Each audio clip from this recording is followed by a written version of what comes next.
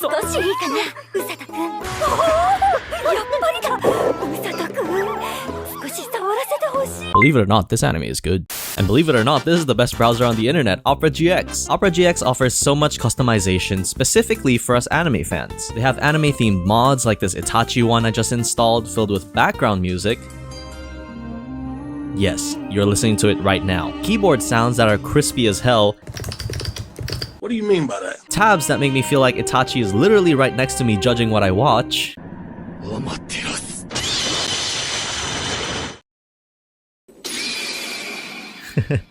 Please help me. But good thing I have this pop-out feature that Opera built in right inside my browser.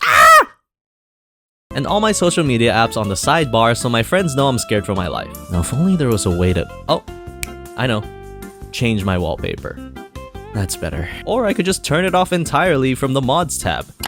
And look, I know it's hard to move on from your ex browser, but Opera makes it so easy with just a click of a button.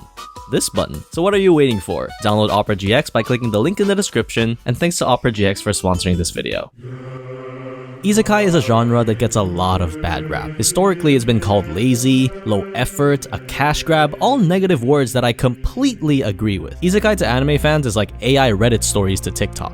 It's cancer and I feel my brain cells getting Thanos by the second. So when I did a poll about a week ago asking my viewers what anime I should make a video on, of course they didn't pick the one with the best art, the romance one, or even the horny ones. Guys, pick gushing over magical girls. I want to see him talk about CP. Actually, good job guys. Instead, they chose the wrong way to use healing magic. And I actually liked it.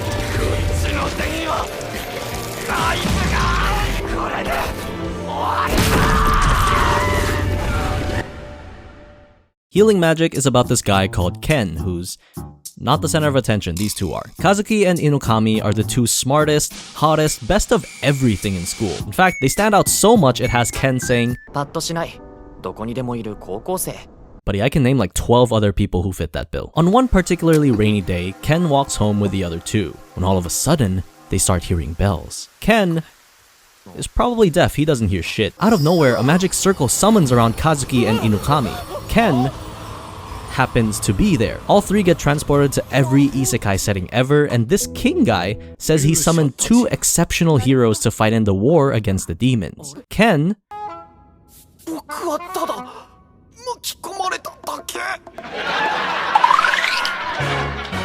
Now if it sounds like I'm describing every isekai ever made, that's because I am. They get their magic MBTIs tested and we find that Inokami has lightning magic, Kazuki gets light magic, and Ken, the most forgettable, run-of-the-mill high school student, gets the rarest magic known to man, healing magic. And then he starts pulling his cock out. Healing magic starts off like literally every other isekai. There is nothing special about this first episode. Matter of fact, you can start the second episode right now. I basically spark notes it for you. Ken starts training with a healing master. And believe me, when this shit came up, it brought a tear to my eye. You see, normally when an isekai MC gets new powers, he's like, "Oh, fuck, what is this new power? I have no idea what it does."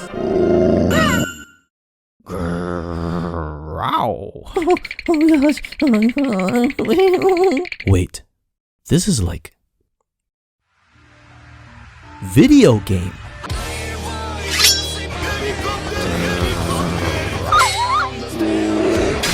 Hey, better. Nice guy.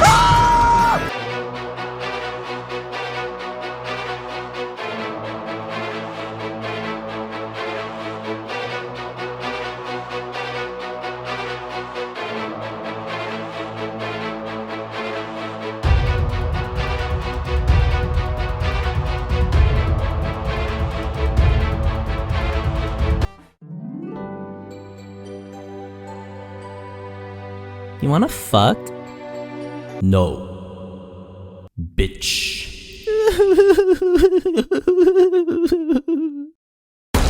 I very much appreciate the time this anime takes to build up the main character. It's not much, but seeing Ken actually train for an arbitrary amount of time at least tells me that he worked hard for it. And so it feels more deserving when he pulls off the gamer shit like this.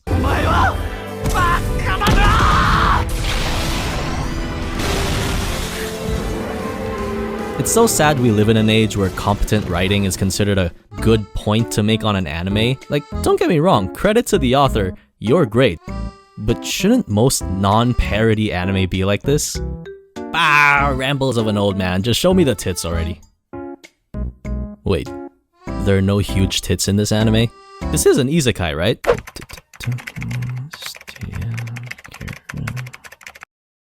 Yeah, so I don't get why there wouldn't be any. You're gonna get me in trouble. I can't believe I'm actually saying this, but this isekai actually has good characters! Woo! Ken, you'd think after being all, oh, I'm just a nobody loser, no one cares about me, boo boo boo, would go into a complete 180 once he gets superpowers, but no, the guy who felt invisible all his life suddenly finds a new purpose as a healer, as a support to the heroes. He doesn't really act like one, but it's the thought that counts. Despite having the rarest magic, Ken is still humble. He still wants to learn, and he's still afraid of the unforeseen danger that awaits. Anyone would. There's this scene in episode 2 that really stood out to me. Ken realizes that his body adapted well to the healing magic. Everything's going great. He's jacked, he's fast, physically he's immaculate. But what about mentally? Sure, he's got all these muscles to boot, but as a healer, training to carry boulders means training to carry bodies, injured comrades, as fast as you can in the heat of war. Can Ken really handle that? Can he handle the mental pressure that brings? Who the fuck thinks of this? Give healing magic to any of the isekai boys and they'll find a way to heal their anxiety. Fuck his depression, bro, just smile. It's introspective moments like these sprinkled throughout that make this show feel more grounded and unlike a stereotypical power fantasy. I also like the way they handle the side characters. Inokami is an obsessive, borderline perverted character who will do anything to go on an adventure. Why? Because back home, she was a sheltered rich kid who had her future set in stone. Kazuki, we haven't seen his backstory yet, but it's small stories like these that get you invested into the characters. It establishes an emotional connection and gives you a reason to want to like them. I would wholeheartedly give healing magic an 8. But I don't want to, here's why. Firstly, you tell me if this makes sense. Ken drinks contaminated river water and gets a stomachache. He heals it. Fast forward, he's fighting a snake who injects venom into his bloodstream and he's like, well, joke's on you. I learned how to cure stomachaches 5 minutes ago. Heals the fucking venom out of his system. Motherfucker, that's like taking Panadol for a headache and saying you can perform brain surgery. I get that this is the wrong way to use healing magic, but there is no way in hell drinking bad water equates to treating venom. What I'm trying to say is, there is no rhyme and reason to Ken's healing magic. So it ends up being a flex tape bandage for everything, and I don't like that. They also have mana in this world, but it conveniently only gets depleted once Ken finishes a fight. So my dude can spam heals on infinite, but once the fight's over, suddenly I'm out. Suddenly I'm tired. I gotta go to bed. Secondly, the comedy. It's alright. There are some jokes that got a chuckle out of me, while others left me stone-faced. That's just me though. I think he'll be fine. Because you watch my videos so you're used to it. But I think I'm funny all the time. Thirdly, the animation. There's really not much to say because it's as average can get. Nothing about it screams, my workers are kept in a dark, decrepit dungeon with below minimum wage. They're just normal, hopefully decently waged adults working in an office. That's unfortunate. Overall, this show surprised me in many ways I wouldn't have imagined. Am I gonna start watching Isekai because of it? No.